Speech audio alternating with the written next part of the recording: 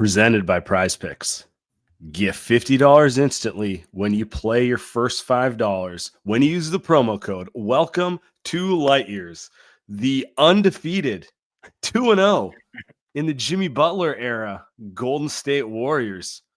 Tommy, you weren't on the pod for his debut, so we could be a little repetitive, but I feel like my overarching take of what is really 4 days of Jimmy on the Warriors now, maybe 3, is there is a legitimate vibe shift top to bottom with this team. Just to think about like how emotional Steve was when Wiggins got traded, and I'm sitting there going like, oh no, what are we doing here? All it took was like 1 game and 2 games, and everyone just the mood is so different. I mean, Steph had 38 tonight. That ties his season high. All of a sudden, his knees look fine. All of a sudden, he has his burst back. Like, I was watching Hoops Tonight.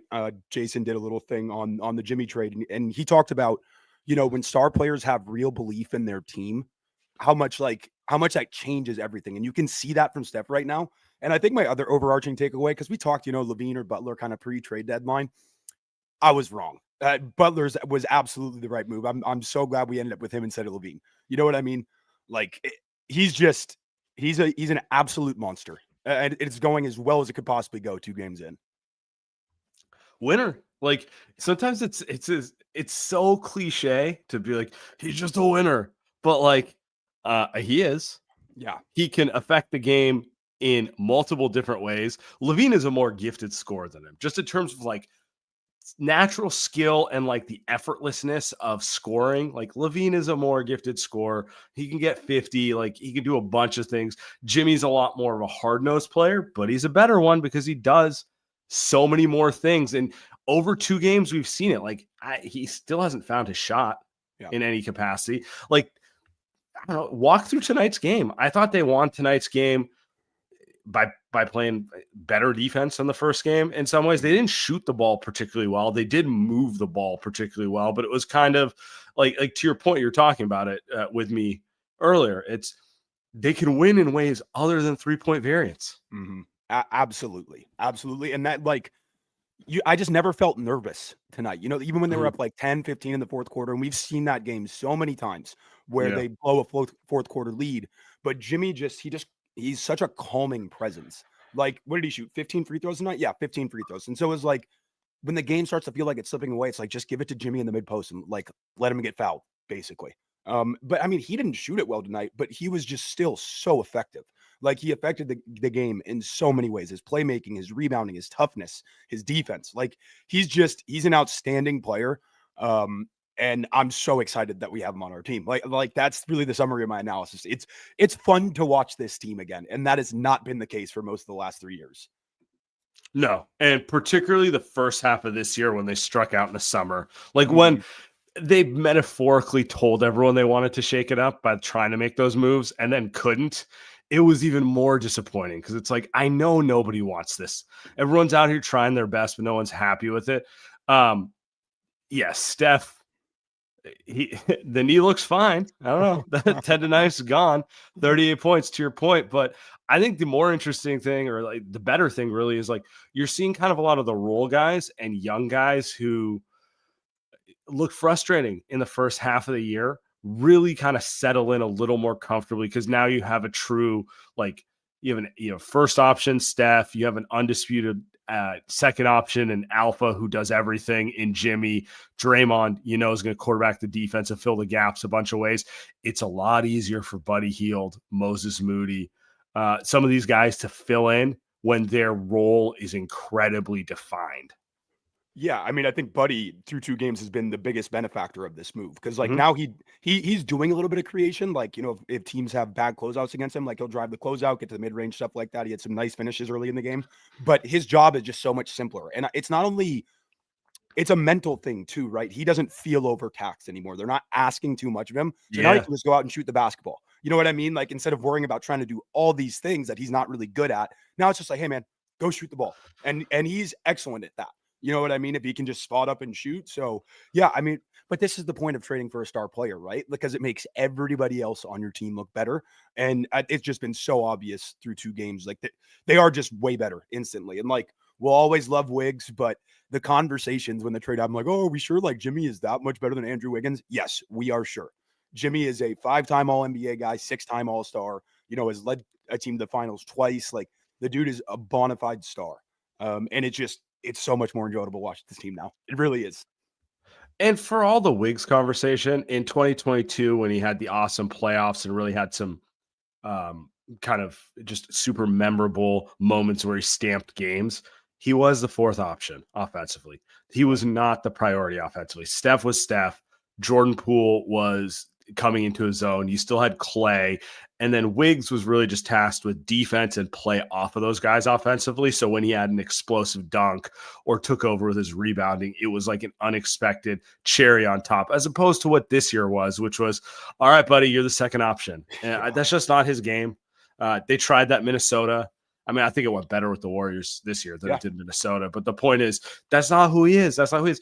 You can't, to your point, you can't throw it to him in the mid post the way you can with Jimmy and let him run an ISO out of there and expect to get good offense out of it. You can't throw it to him in a post up and expect him to command a double team because he's a foul magnet and then expect him to be able to make the pass out of it if he does get the double team.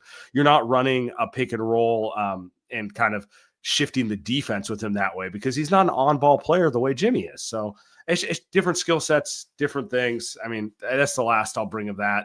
But yeah, I mean, to me, I think the most amazing thing is how quick it's coming together. Obviously, it looks like they've only played a couple games, and it was against a Giannis-less Milwaukee side. Still got Dame, still good, and Chicago, but they are still NBA teams. So, yeah, and one play that stood out to me from Jimmy's first game, he was posting up somebody on the right block against Chicago, and they had to help from the backside because he is such a threat.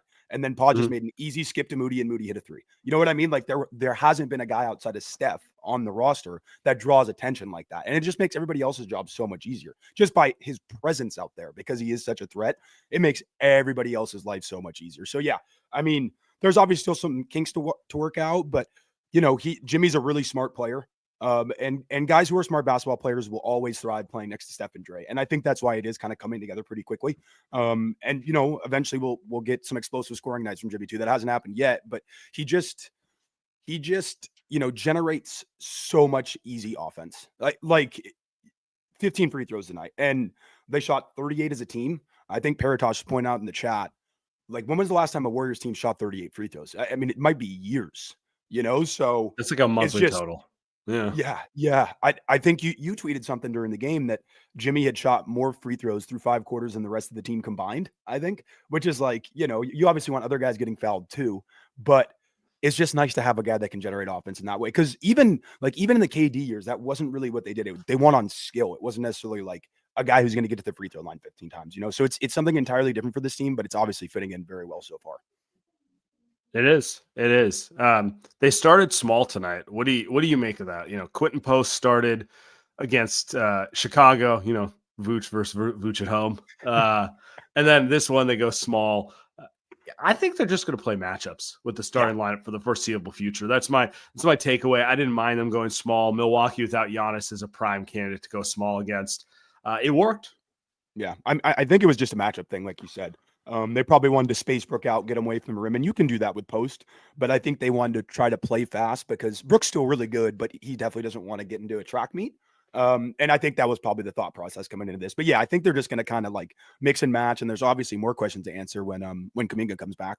So we'll see even more changes to the lineup. But look, I think anytime you have Steph, Jimmy, and Dre on the floor, you're gonna put good lineups out there. Like, as long as those 3 guys are out there together, I don't really care who the 4th and 5th guy are, honestly, And Moody got a lot of run today. And the funny thing with Moody is he both feels like he should be the easiest guy to put in, and they still don't know where they want to play him. In theory, his offense makes total sense around Draymond, Jimmy, and Steph. Pure 3-and-D guy, just going to space to the corner, limited creation. He could put the ball in the hoop, hit his shots. But at the same time, what they wanted him to do, which they had him do a little bit tonight, was guard the ball, guard point of attack, kind of give his best prime Klay Thompson impression, Yeah. And Dame had his way a little bit there. Not quite his game there defensively, but at the same time, when he got to play kind of an off-ball role defensively, then he started getting in the passing lanes and getting steals. So it's just kind of one of those things where it's like his best defensive role is Jimmy's defensive role, and Jimmy's just better at it. Yeah, and I do think there's obviously still some holes in this roster after the trade, and I do think they'll probably struggle with like jittery guards like Dame. Like Fox will probably give him a lot of issues, guys like that. But Moody is typically he's better on kind of like bigger, stronger wings. The quick guys do give him issues just because of the lateral quickness stuff. But I actually, between Moses and Jimmy, and obviously you can throw Dre in the mix there. I think they do have enough to stop wings, but yeah, definitely a little bit concerned about their ability to guard guys like Dame. But really, how many guys are like that in the league, especially from the playoff teams?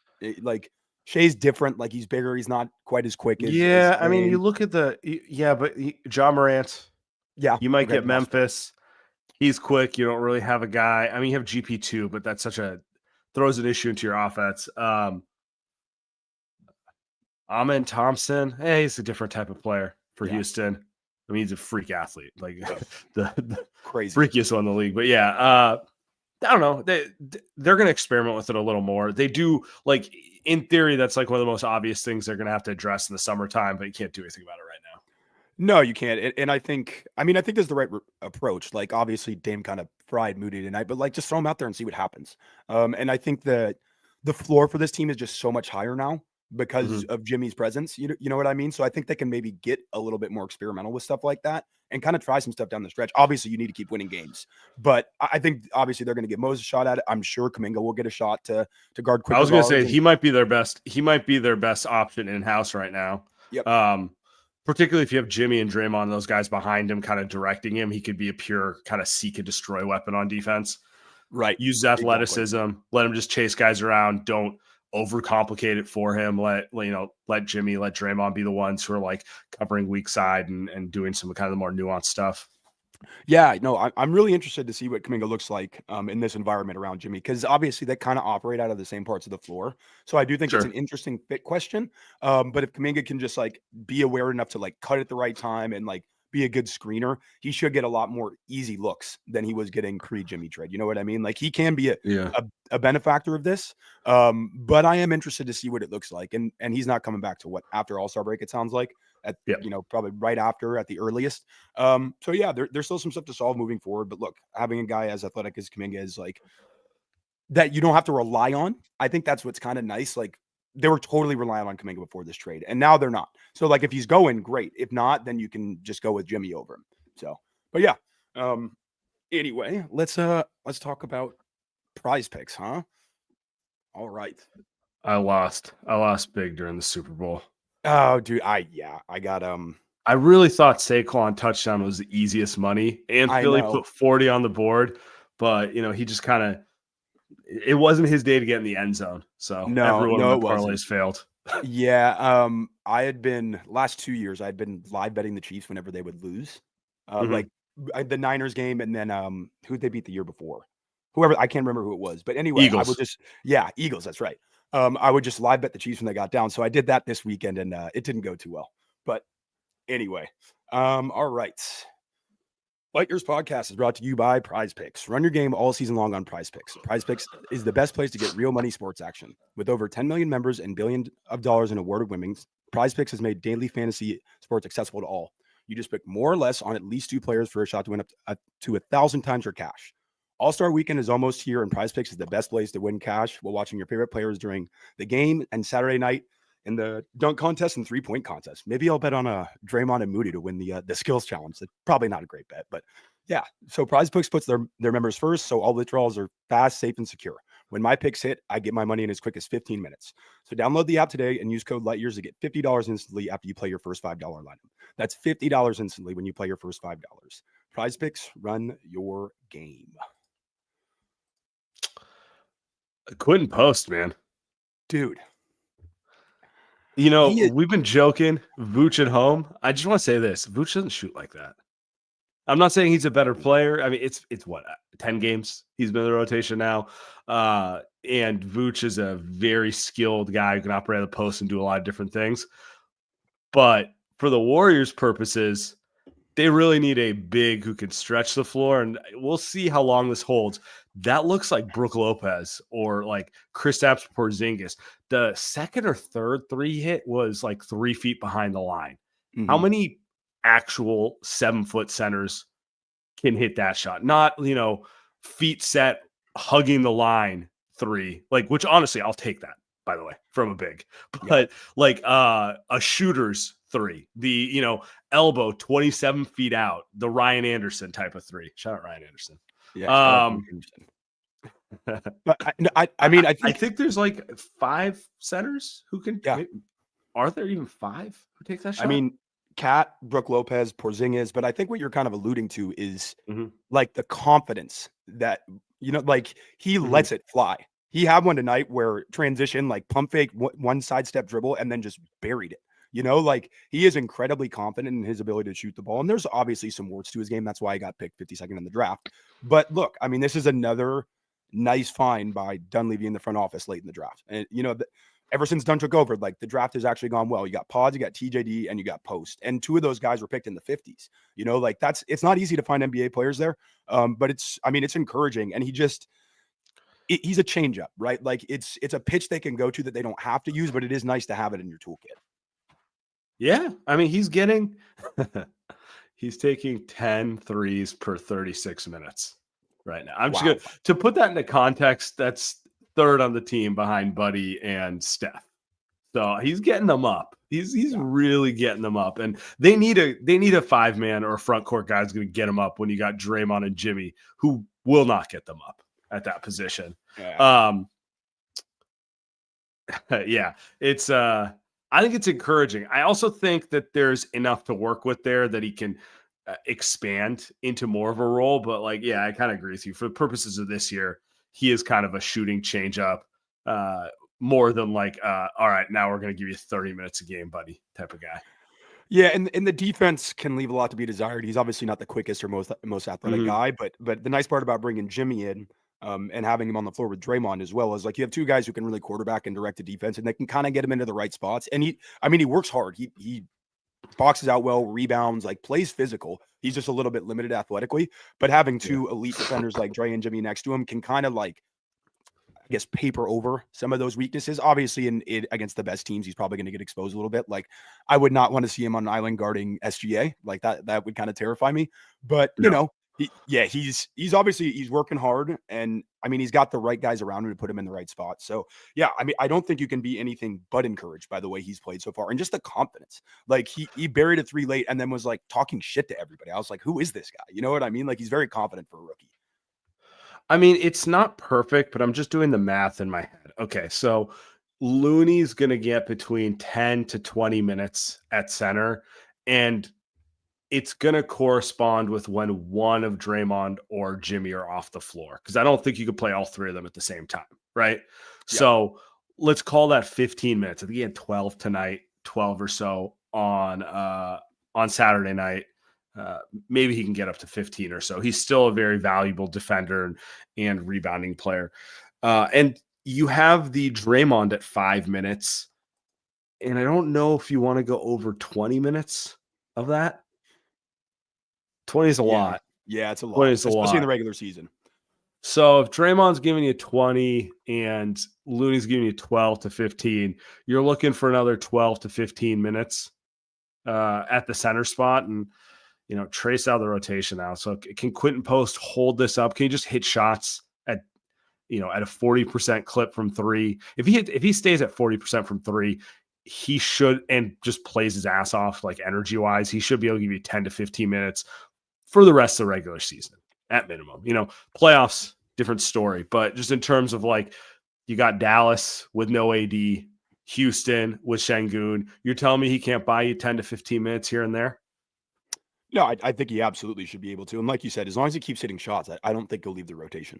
And they can also look at they can downsize a little bit and go to a Dre at the 5 with Gee and Jimmy as well. But they just feel so much more versatile now. And a lot of that is obviously the Jimmy trade, but Post entering the rotation has shifted things a little bit.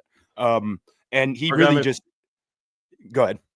I was going to say, our guy McWalters on versatility goes, Jimmy gives a shit. You could see he instantly improves the defense against these two mediocre teams because his IQ is amazing and he's reliable on offense. And when I think of his defensive IQ, I think of exactly what you're talking about with just like the IQ unlocks the versatility of the roster. They got a lot of long guys who in theory are versatile, but you need like a couple guys who are smarter and who can really direct everyone around to fully take advantage of the Moody's, the Gees of the world.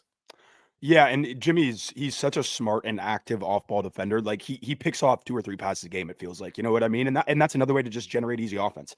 But yeah, it really it feels like an entirely different team. And it is in some ways, but I mean, the vibes are we gonna say they're immaculate? Should we go there or are we gonna jinx it? Let's get to the other side of the All-Star break, but Yeah. I'm feeling they needed this more than anything. They needed to get a star who had a high IQ, who could get his own shot in his own way offensively. The funny thing about Jimmy is like, did you know in the last 5 years he has the most 40-point games in the playoffs? Yeah. I saw that stat and I was like, I mean, it checks out because I remember a lot of those performances, but like if you said name the 10 best scorers in the NBA, Jimmy would not be on my list. I might say he's one of the 10 best players, but when you just scoring ability, he would not pop to my list. Like there's so many guys who are more skilled and more effortless scorers than him. But like when you're as physical and smart as him and you could just get to your spots, like I don't care if he doesn't have an in and out hezzy fadeaway, like doesn't matter. He's going to establish post position and get to the free throw line. Yeah, and he's just really good at that, man. Like he just understands and thinks the game so well. And it's just so refreshing after, 3 years of just kind of like being in the middle and BS. But yeah, I think the biggest thing with Jimmy right now is like generating those easy shots for everybody, right? It's not just about him getting his own points because his game is like, it's not the prettiest thing in the world, right? But it's super, super effective. And as long as, I mean, the biggest thing is honestly just Jimmy staying healthy. You know what I mean? Like that would be my only concern on getting to the playoffs. But if this team can get to a top 6 seed, I don't think really any of the teams in the West scare me. I'm being so serious. So, and we're getting way ahead of ourselves, but I'm excited about Warriors basketball for the first time in 3 years. Isn't that funny? Because like you are correct. Jimmy's game it's like in your face. I'll always respect it, but it's not the most aesthetically pleasing. You're not pulling up a YouTube comp of like him, like, neck snapping his way to the line a little bit, or just like too smalling his way to the line, that type of thing. And maybe I would have looked down on it during peak Warrior years where there's just so much arrogance about how beautiful they played. You know what? A few years out in the desert watching just very, very uninteresting basketball. I don't give a fuck. I just give a fuck that works. Give me what works. I mean, like you said earlier, and it is cliche to just say, well, Jimmy's a winner. And I think it is cliche when it's said about most people. But with Jimmy, it's like, no, that's actually just what he is. Like he's always going to get it out of the mud. And yeah, I just trust that guy so much in high leverage moments. Like I'm so excited to see it as we go down the stretch here. All right. We got a new one today, Factor. All right. Ready to optimize your nutrition this year? Factor has chef-made gourmet meals that make eating well easy. They're dietitian approved and ready to heat and eat in 2 minutes, so you can fuel right and feel great no matter what life throws at you. Factor arrives fresh and fully prepared, perfect for any active, busy lifestyle. Factor can help you feel your best all day long with wholesome smoothies, breakfast, grab-and-go snacks, and more add-ons. Reach your goals this year with ingredients that you can trust and convenience that cannot be beat. So eat smart with Factor. Get started at factormeals.com/lightyears50 off and use code lightyears50 off to get 50% off your first box. That's 50%, guys. So all you have to do is go to factormeals.com/lightyears50 off. I love Factor, by the way. Dude, it is. My buddy swears by it. He's been doing it for years, and it's the best. It really is the best meal prep kit that I've come across. It is. As you can tell, we're both washed. We're a little more health conscious these days. So tying into eating right, gotta get yourself a DEXA scan. Gotta see where the baseline is right now, so you can get that fitness journey underway. And our friends at Body Spec have the most affordable DEXA scan for you with the code LightYears $45. You can get a DEXA scan for only $45. What's a DEXA scan? Highly accurate method of measuring your guys' body composition. So body fat percentage, lean muscle mass, visceral fat, the stuff around your organs, basically stuff that actually matters as opposed to standing on a scale. It's like you stand on a scale. It's like, wow, I weigh 200 pounds. Okay. Am I a good 200 or am I a bad 200? Like everyone, it doesn't really matter in the sense it matters if I'm 200 and I have 35% body fat, that's a problem. But you want to really find out what's going on underneath the hood so you can make those fitness decisions and really get on that journey. Bodyspec.com, locations in the Bay and LA. Mobile vans will come to you 15 minutes and you're good. Code LightYears45. By the way, I wanted to ask you where I think the Warriors can get to reasonably with 29 games left in the season, but I saw this quote and I had to bring it up here. Pods. We didn't even talk about Pods. Let's talk Pods. Pods on Quinten Post. I think he's playing well because his girlfriend's on the trip with us. Hey? I get it. Yeah, I mean, Pods has been. He was obviously Quinten Post. I think Quinten Post likes the attention. I'll tell you that. He hits a shot. You see the way he's yelling at everyone. He's another guy who makes love to pressure. Apparently, we do that now. I think the Jimmy trade showed us that. But Pods obviously really struggled to start the season, and I think when he was out for he missed 12 games or so with the abdominal thing. I think obviously he needed to get healthy, but I think it was also a nice mental reset for him. Mm-hmm. You know what I mean? Like just get away from it all, get away from the lights, the pressure, all that stuff, get your mind right. And he's really been excellent ever since coming back from the injury. Like he didn't shoot it great tonight, but he was really good against Chicago. And then even before the trade, he was playing some good ball, and he's back to impacting the game. Like on the nights where he's not making shots, he's impacting the game at a high level still. You know what I mean? And that wasn't really happening early in the year. Like everything snowballed with him. The shot wasn't going. He wasn't having the year he expected. And then like the effort stuff went away too. But he's taken a little bit of a leap for sure. Like this is kind of the guy that I expected to see coming into the season. And it's nice that we're getting it now. But yeah, he's been rock solid. His decision making has been really good. He's figuring out ways to finish below the rim because obviously he's never going to be an above the rim guy. But he's getting a little bit craftier in the paint. He's really using deceleration well to finish around the rim. But yeah, just super encouraged by what he's doing. It should only look better next to Jimmy, He has looked really good next to Jimmy. That's the other thing. They picked up playing together pretty quickly. I like those second units. Those two, you put a couple shooters out there. Maybe it's Gee, maybe it's Moody. Whichever big isn't in the first unit, could be Quinten Post to really space the floor out, or it could be Looney for defensive reasons. I've liked the way it's looked. I think, like most of the guys on this roster, he really benefits from having a focal point offensively to play off of. Like, I don't know how good he's going to be long-term offensively. I think I'm higher on what he can grow into than most people, but he's not ready to lead a second unit as the primary option. And now Jimmy's leading the unit as the primary option. So he can kind of be the glue guy, connects off of that. He'll hit a couple shots. If it's his night, he might hit a bunch of shots. He'll get into the lane. He can do a lot of things. It just takes a lot of pressure off him. And to your point, and then it lets him do the things he's naturally good at, which is like he just knows for the ball. What do you have tonight? 8 rebounds, something in that? Probably, yeah. 9 rebounds. Yeah. It felt like, to your point, it felt like a Pods game from last year where his hands were all over it, making positive plays, even if he wasn't scoring the ball a ton.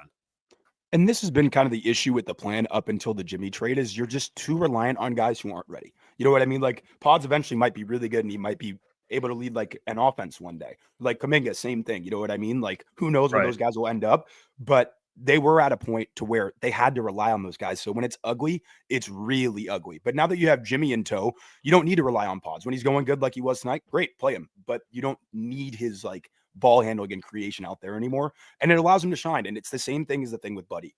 Like he has less on his plate mentally, so he's able to just go do what he does and not have to worry about doing extra stuff. So I don't think this will go away anytime soon. Like as long as he keeps making shots, I think he's going to be the guy that we more expected coming into the year. I was pulling up his numbers right now. The shooting thing, it's funny because he shot the ball so poorly to start the year, And I knew it wasn't that bad of a shooter, but when you're watching someone who's in a slump, it's like it's very hard, because you're just like, oh, it's over. It's never gonna happen. He's gonna get waived. He's gonna be in Europe in a year. It's like, which obviously is not what's gonna happen, but it could be very lonely in those situations. Since he's come back, he's taking 6-ish threes a game, which is a lot and a definite uptick. And he's shooting, finally got it loaded. Sorry. 39.6% on them. So 40% on 6 threes a game. I mean, he's going to stay on the floor if he's doing that because he does enough other stuff. Yeah, I mean that changes everything for him, and that's what we talked about coming into the season is like what level can the shot get to? Because that'll determine his ultimate ceiling. You know what I mean? Like if he's able to make defenses chase him over the top on pick and rolls, it makes everything else so much easier for his game because he's not just gonna blow by you off the dribble. That's just not who he is. He's limited athletically in that way. But if he can shoot the ball, now defense got to adjust how they cover him. So I mean, he was shooting probably 12% from 3 to start the year in like the first 15 games. And that's not an exaggeration. It was that bad. So who knows where it actually ends up, but he hasn't been it doesn't feel unsustainable. Like that's kind of my takeaway from his shooting right now. It doesn't feel like he's doing stuff that's not like when he starts pulling from 28 with 2 bodies draped on him and making them, then I'll be like, I don't know if that's sustainable, Right. But right. These are open ones. The defense is telling him to, daring him to shoot. Ones he would hit last year that he wasn't hitting the first couple of months. Yeah, it's been nice when teams have like gone under pick and rolls on him now. He's just like kind of stepping back and shooting, and he's making at obviously a good rate. And yeah, like I said, like Jimmy just makes his life so much easier. And I really do think he's gonna continue this for the next couple months of the season because he looks like himself again. You know what I mean? Like he looks like he has that juice and that confidence back, which he didn't have to start the year. It makes me excited to see Kuminga come back just because the insertion of a true star. Obviously, Steph's a superstar. Jimmy's a star. Now you have 2 super high impact guys to play off of. I'm just excited to see what this does for JK because he's talented. Of the young guys, he's by far the most gifted scorer of the bunch. And he's had stretches where he scored the ball incredibly well. Now it should be easier for him. And the second point is, what you said, which is like, I'm also kind of curious to see how that fit works because he kind of likes to operate out of some of the same spots Jimmy does. So yeah, I mean, that was my only concern with not that I was concerned about trading for Jimmy Butler. I was just like, it's kind of clunky with Kuminga, but you do it 10 times out of 10 because Jimmy is that good. Like you don't let that hold you back from making the Jimmy trade. But yeah, I think there's definitely going to be some growing pains. There doesn't seem to be a lot right now, just with the guys that they have available. But I do think when Kuminga comes back, there will definitely be some growing pains that they experience. But honestly, I'm not worried about it. Like Jimmy's a smart enough guy; they'll figure it out. Yeah, I mean, so now Warriors are 27 and 26. There's only 29 games left in the season, which both feels like a lot and none at the same time. Yeah. Like we've already gone through 53 of these. 2 more before the All-Star game. So 27 in the post All-Star break sprint. And let's see, it's not reflected in the standings right now. So you have to use your imagination. There it is. It officially updated. The Warriors are currently 9th in the West. 2.5 back of the 6th seed though. Yeah, it's definitely not out of reach, and they got some big ones coming up. They play the Mavs on Wednesday night. Like that is a big game, and obviously the Mavs are leader right now. They're scared. Yeah, I'd be very scared if I was a Mavs fan because everything with the Luka trade and AD month plus, and Kyrie, I could see them in a very, very vulnerable spot in 10 games. Yeah, of all the teams that are kind of in the top 10, top 11 right now, they feel like the most likely to fall. They really do. So hopefully Dubs can go in and get a win Wednesday against the Mavs, and then you kind of continue that vault up the standings. But 6 does not feel unrealistic. 5 does. You know what I mean? The Lakers have put a little bit of a gap between the 5 and the 6, and that's probably not going to change much with Luka coming into town. They're only going to get better. So you think so? I'm curious just because, in the Warriors case, they added a star for no star. In the Lakers case, they traded a star for, albeit a better star. Luka is a better player, but AD's really fucking good. And the roster is constructed around it. They don't have Jackson Hayes is going to play center for them. You know what I'm saying? Yeah. So I'm curious. I think, I don't know where I'm at with them with this lineup. Or with this roster construction. Obviously, I would do that trade 11 out of 10 times, but I want to see how it looks with no big. Like, are they going to play LeBron at the 5 that much? It's funky for sure, and like you said, the roster was built more for, AD and LeBron, not necessarily Luka and LeBron, and the Mark Williams trade didn't go through, and then apparently it still might go through. Shan just tweeted about it earlier tonight, so who knows where that stands right now. But like, I'm going to assume it's not until I hear yeah, otherwise. because like he would be helpful to them. But Sure. they, like you said, Jackson Hayes is your option at center, but I don't know. I don't see them. They're 7 ahead in the loss column right now of the Warriors, and that's a lot of ground to make up in 27 games. But 6 feels very realistic. The only issue with that is I think the Clippers might already own the tiebreaker. I haven't started looking at the tiebreaker stuff yet because it just feels like way too early for that. But I know the Clippers already got the Warriors twice earlier in the season, so that makes it a little bit tougher. But at the end of the day, like if you're gonna get to the top 6, you're gonna have to play really well. So I wouldn't be too concerned about the tiebreaker at that point. But I can genuinely, I think they will get in the top 8 for sure. 6 will be a little bit tougher.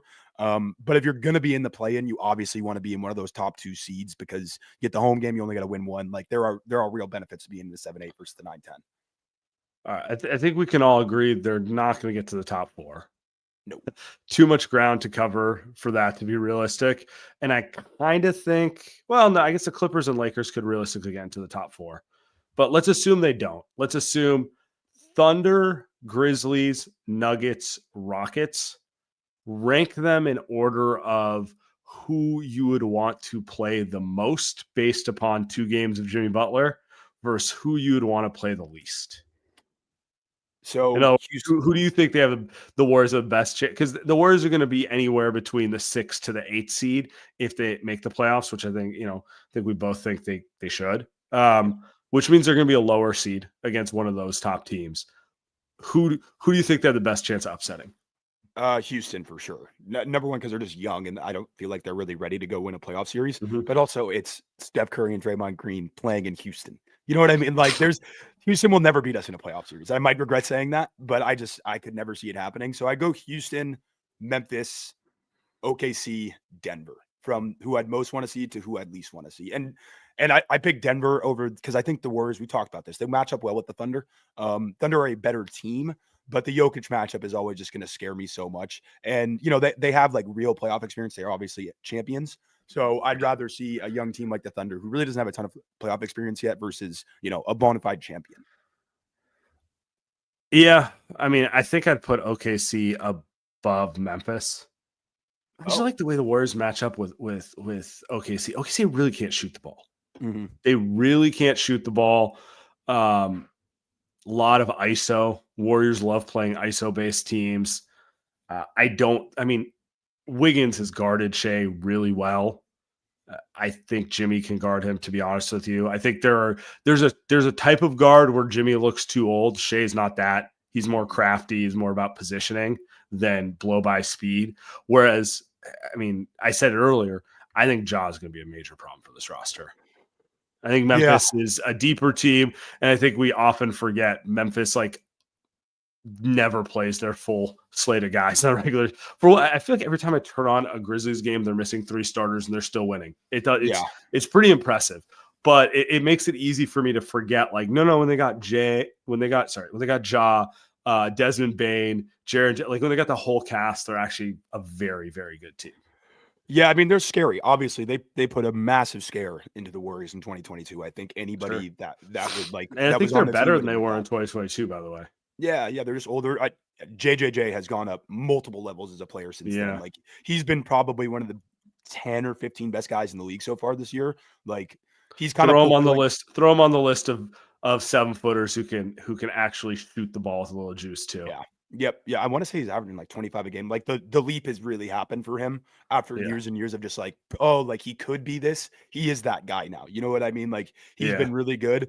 And they are scary for sure. Like Memphis is a team that out of all the teams there, they don't scare me the most, but they're definitely scary. Like I said, I think the Rockets are kind of the easiest choice there for who I prefer to play. And then after that, it is kind of a toss up in some way. Like any of those teams are really good. So you're gonna have to beat a good opponent. You know what I mean?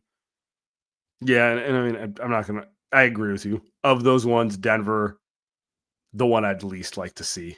not that they're a perfect team or even anywhere near as good as they were in 2023, but Jokic is Jokic.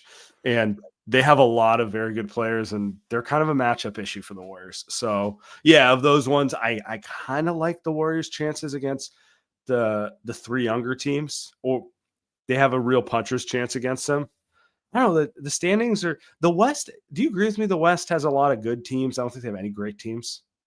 100%. It's a very deep conference, but like there's no like elite team. The Thunder are winning at an elite rate, obviously, 43-9, which is a crazy record. But I don't know. They're going to probably be a 65-ish win team, but they wouldn't scare me like a typical 65 win team scares me, if that makes any sense. It does make sense. Like I don't know. I'm looking. Who's better, Cleveland or OKC? Oh man, that's actually a tough question. I think I would probably go with Cleveland, but it's a real toss up. Like I'm not going to sit here and say like definitively one is better than the other. Would you agree with me if I said I think both the Celtics and the Knicks are better than both of them? Yeah, the Celtics for sure. And then the Knicks. They're playing with their food a little as defending champs right now. Yeah, and the target's on their back. Like defending a title is not easy. Like they're getting everybody's best shot every night now. But like when they've kind of needed to, for the most part, they've kind of they've smacked down good teams. You know what I mean? Like when they're ready to go and they're locked in, they still look like the same old Celtics as last year. The Knicks, I still have some questions. And some of that just because I don't really trust their depth. But Tibbs only plays like 7 guys anyway, so it might not.